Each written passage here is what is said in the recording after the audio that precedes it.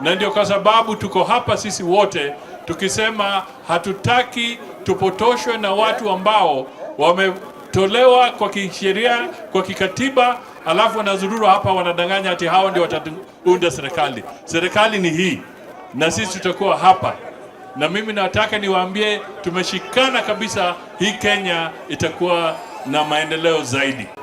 Sisi tumekuja hapa kwa constituency ya Shinyalu tukiongozwa na Rais wa Jamhuri ya Kenya William Ruto kudhibitisha kwamba tunafanya kazi pamoja.